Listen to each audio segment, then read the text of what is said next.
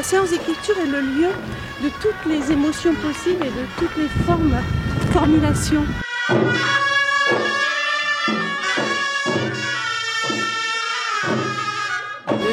1-0, c'est parti.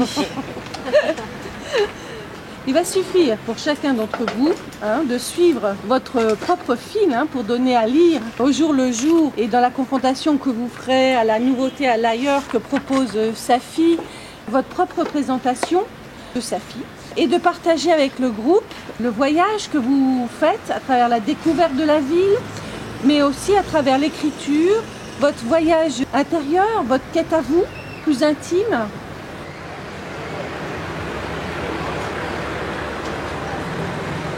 Es-tu un autre dans tes périples?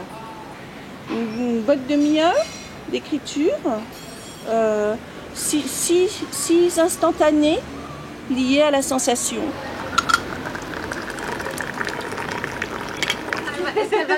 Non, mais je voudrais pouvoir contrôler les remarques que tu fais sur la première page.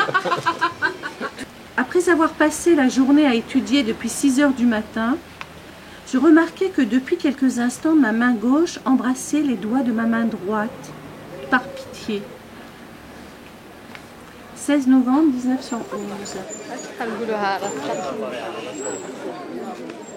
Donc cet exercice consiste à, au jour le jour, à vous souvenir des moments vécus au cours de vos pérégrinations. C'est pas comme hier dans la mémoire lointaine, mais c'est au jour le jour, donc à la manière de Franz Kafka.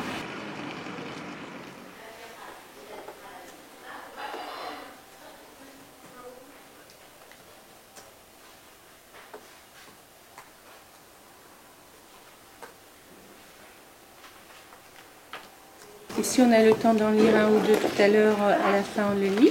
Si on a le temps de lire après le repas ou avant le repas. Oui, hein? Ça ira?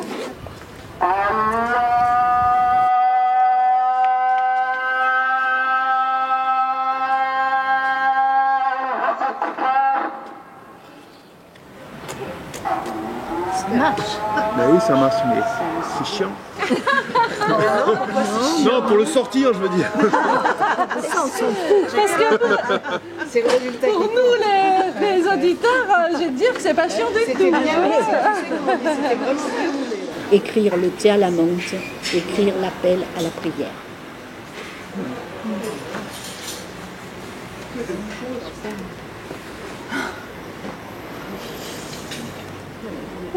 J'ai du mal à prendre la parole après ce texte qui est d'une densité, d'une ventoutillet.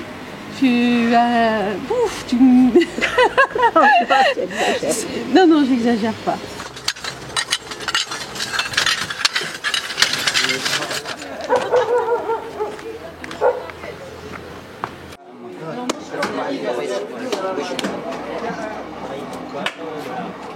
Les poteries sans cuites, on le fait sortir. Oui. Si, dans le sud de la France. Oui, mais maintenant on a une formation faite par M. Serghini qui nous permet de passer de l'atelier d'écriture à l'atelier poterie en direct. La question c'est de savoir quelle consigne Sylvie va nous donner. Je ne sais pas si ça va m'inspirer. Je n'ai jamais écrit sur une description d'une situation ou d'une action. En tout cas, je trouve ça très émouvant de voir ces hommes travailler. Oui.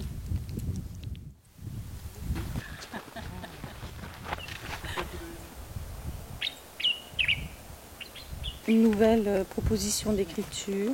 Ça tourne autour d'une lettre qu'on envoie à l'enfant qu'on était dans un autre paysage, dans un autre lieu, mais on envoie une carte postale de Safi à l'enfant que l'on était.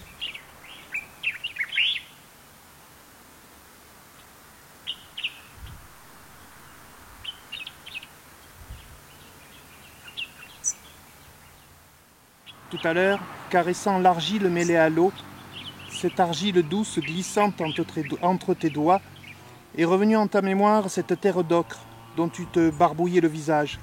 Magie de la couleur, jeu d'enfant. Enfant léger, enfant inquiet aussi, qui voyait son père partir se faire soigner par cette terre qu'il avait tant fait souffrir. Tu étais fille donc exclue de la bagarre. Voilà ce que je peux t'écrire là. J'ai envie d'écrire à la petite Sylviane, celle qui avait 10-12 ans dans les années 60. Et il faut que je te raconte ce que je vis aujourd'hui. On a dit l'autre fois que parfois ça arrive que quand tu écris quelque chose, il y a quelque chose qui sort. Oui. Qui suis-je pour oser écrire? Donc je peux écrire, mais franchement, je n'ai pas le droit de le lire ou de le faire lire. Alors que je découvre le bonheur de la lecture, la mienne, le retour de Sylvie, et puis aussi ce silence qui se fait autour de la lecture et la réaction qui surgit après le dernier mot. Donc je trouve ça extrêmement stimulant.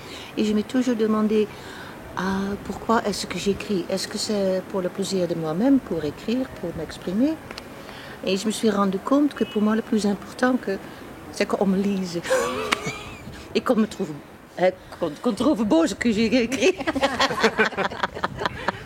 Et c'est ça aussi un peu qui me retient de temps en temps, parce que je ne suis pas sûre comment ça sera accepté. Moi je suis là, j'allais dire presque pas pour être écrivain, je suis là pour exprimer et je suis d'accord avec Lisa en disant que c'est important qu'on nous lise parce que je crois que c'est de notre expression et on a envie d'être entendu. Moi je ne serais pas là si je n'avais pas un jour trouvé l'écriture. Vers la quarantaine, je suis tombée en écriture, mais c'est un mode de survie pour moi, l'écriture. Déjà, j'ai beaucoup de mal à écrire seule chez moi, alors que c'est mon but dans la vie. Mais pas pour publier, pour moi, parce que pour moi, écrire, c'est guérir. Et voilà, c'est tout. Et je trouve que notre groupe, un autre groupe que j'ai vécu auparavant, si on n'était pas ensemble, si on n'appréciait pas l'écriture de l'autre, j'ai l'impression qu'on ne pourrait pas apprécier la sienne en fait. D'ailleurs, on se demande cette écriture d'où elle surgit. Mais elle surgit sans qu'on s'y attende. C'est un éternel mystère, presque, je dirais. Parce qu'on l'a en nous et on fait surgir des images sur le passé, nos émotions. Moi, je trouve ça absolument fabuleux. C'est une très bonne exutoire à plein de mots. La structure même de l'atelier d'écriture, c'est fait pour ça. Eh oui. C'est pour permettre de faire jaillir l'écriture. C'est grâce à des propositions. Et le gros travail de préparer les propositions bien ciblées par rapport au groupe, au lieu, etc. C'est un lieu où il peut y avoir le surgissement de l'écriture. Je vais faire la pédante là. Comme le dit Marguerite Duras, l'écriture, ça vient comme le vent. Voilà. Et on ne s'y attend pas. Et on est là et on va écrire, ça c'est René Char qui le dit, on écrit ce dont on ne savait rien. Par rapport à ce que vient de dire Christiane, moi ce que j'étais en train de me dire dans ma petite tête depuis tout à l'heure par rapport à l'effet produit par l'écriture, moi je dirais que ce qui m'apparaît là flagrant et que j'avais jamais vu vraiment comme ça, je ne sais pas pourquoi, c'est que ça arrête le temps. Et je repensais à ce travelling d'hier où en fait ça arrête le temps. Ça fige dans cette captation comme une photo, quoi. Cette idée-là d'arrêter le temps, c'est pas pour rien que Sylvie, à de nombreuses reprises, nous a conseillé d'écrire nos textes à l'indicatif, présent, narratif. Parce que, voilà, le temps est arrêté, c'est hors temps. Voilà. Thérapie, qu'est-ce que ça veut dire? Je me dis quelque part, d'une certaine manière, c'est de la thérapie, oui, puisque c'est de l'expression, on s'exprime soi, mais en même temps, c'est une forme de sublimation, parce qu'on va le dire avec un certain style, on va le dire avec une poésie, et c'est tout ça, c'est pas de la matière brute de dire, de s'effondrer, à pleurer et à dire voilà, j'ai mal, je souffre, enfin, et de faire une espèce de brut de décoffrage de tout un an. C'est autre chose, c'est au contraire, c'est aller chercher dans les images qu'on voit tout ce qui est beau et tout ce qui nous émeut et nous permettent de rester en vie.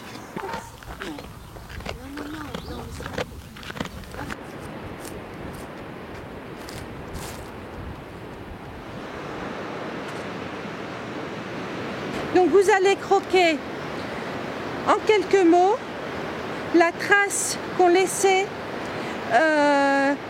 les personnes que vous avez rencontrées depuis le début de notre séjour au Maroc. On n'est pas juste là pour faire une étude socio-économique, quoi. On est là avec ce qu'on est et avec pourquoi on est venu et qu'est-ce que ça nous fait d'être là, loin de chez nous. Voilà.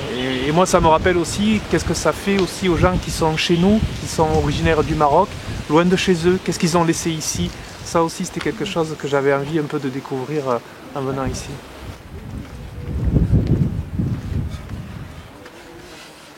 J'attends qu'ils finissent leur négociation parce qu'elles achètent du tissu. Moi, je ne suis pas entrée à l'intérieur pour pas être moi-même tentée par faire des achats parce que nous sommes sur le chemin du musée de la céramique où nous sommes censés, normalement à cette heure-ci, déjà décrire.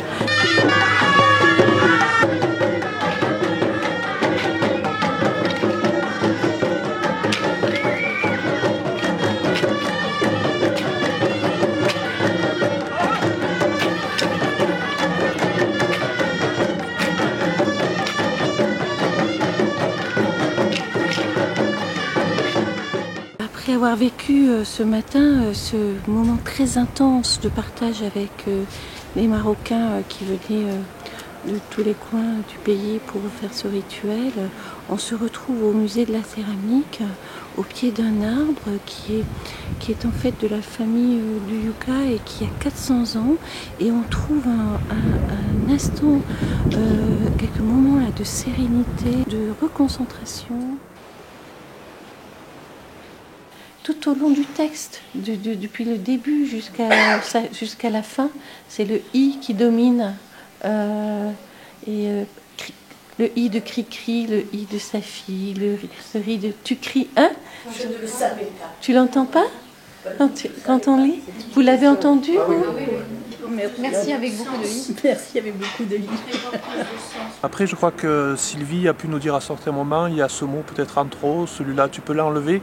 C'est tout déjà dans la musique des mots. Mais après, c'est vrai qu'au-delà, ça demanderait un travail énorme, quoi. C'est gigantesque, hein, parce qu'on n'est pas des écrivains. Hein. Enfin, moi, je ne me sens pas, en tout cas, personnellement, comme un écrivain. Peut-être vous pensez que j'ai une tête trop grande pour moi. Pour moi. Mais d'une certaine façon, je me sens un écrivain. Je sais que j'écrive bien. J'ai plaisir à écrire. Donc, oui. Je suis une écrivaine. Enchantée. Ce dernier partage de texte à Safi, oh mais ça suffit de toute façon largement. Oui, ça